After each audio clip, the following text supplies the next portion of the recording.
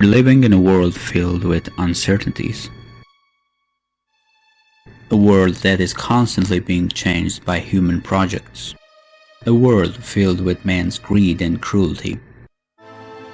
A world that is not a safe place anymore because of natural disasters. And a world that is affected by coronavirus. At our times, there's one question in everyone's mind. What happens next?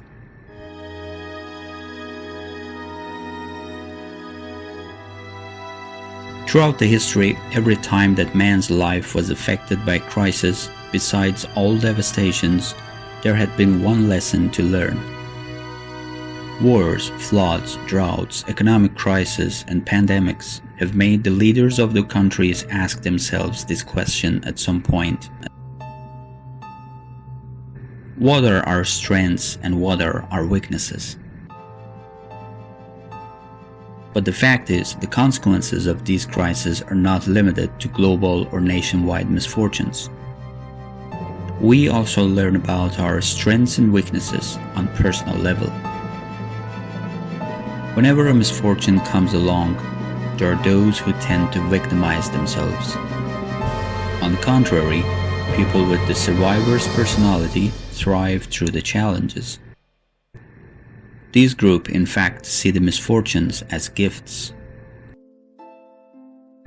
Viktor Frankl, the Austrian psychiatrist who survived the Auschwitz camps during World War II, believes, when we are no longer able to change a situation, we're challenged to change ourselves.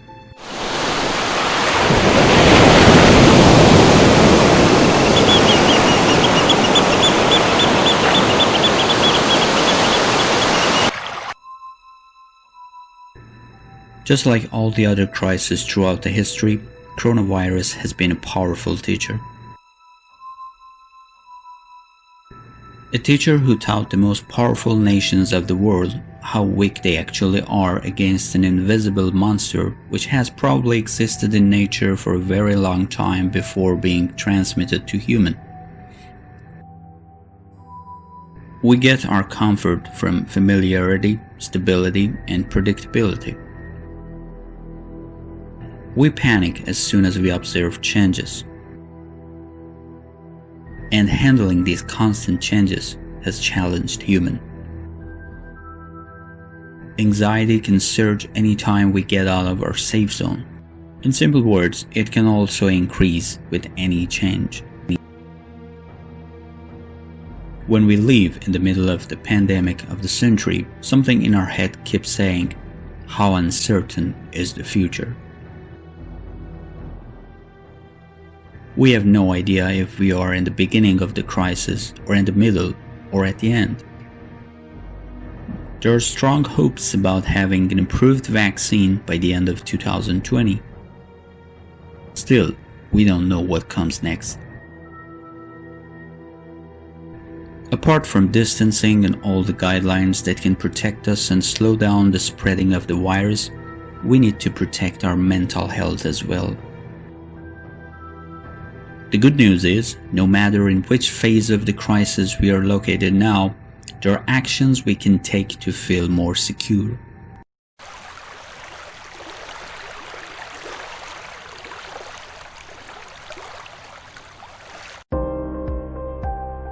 When it comes to self-care, many people think about spas, massage desks, resorts, or spending a vacation by the sea. Self-care can be creating a foundation that supports you so you can support others. Look at what truly makes you feel nourished and healthy. It can be buying a bike so you can get outside and exercise more, often in places which are not packed with people since exercise reduces stress. It can be buying an instrument and watching videos to learn how to play it. It can be creating a space in your home that's yours alone for working or reading. It can be gardening and spending time with your plants or flowers. or it can be beginning meditation practice. Figuring out the method for self-care will give you the internal resources to face the change. And once again, as Viktor Frankl said, if we can't change the situation, we're challenged to change ourselves.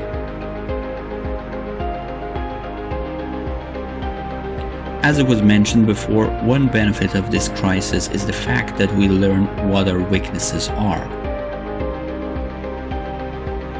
We have been through this crisis for several months now, and in some countries, including a number of the most developed nations of the world, there are still shortages when it comes to personal protective equipment like masks and disinfectants.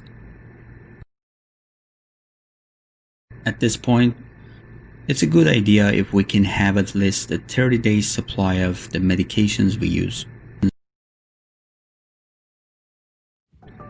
We can make a list of facilities, healthcare providers, or friends who can help our physical and mental health in the events that we need them. We can also be prepared in terms of having 30-day supply of masks, soaps, and disinfectants. One of the lessons we learned throughout this crisis was how crucial remaining connected to others is for our mental health.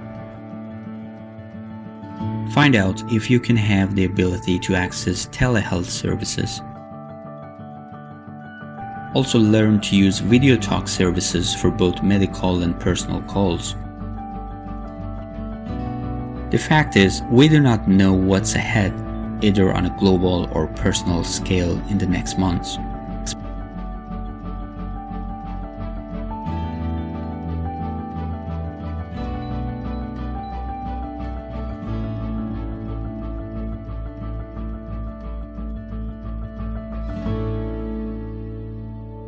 What we know for sure is that being open to discomfort and uncertainties can make us feel calmer. We need to become more adaptable and flexible when it comes to change.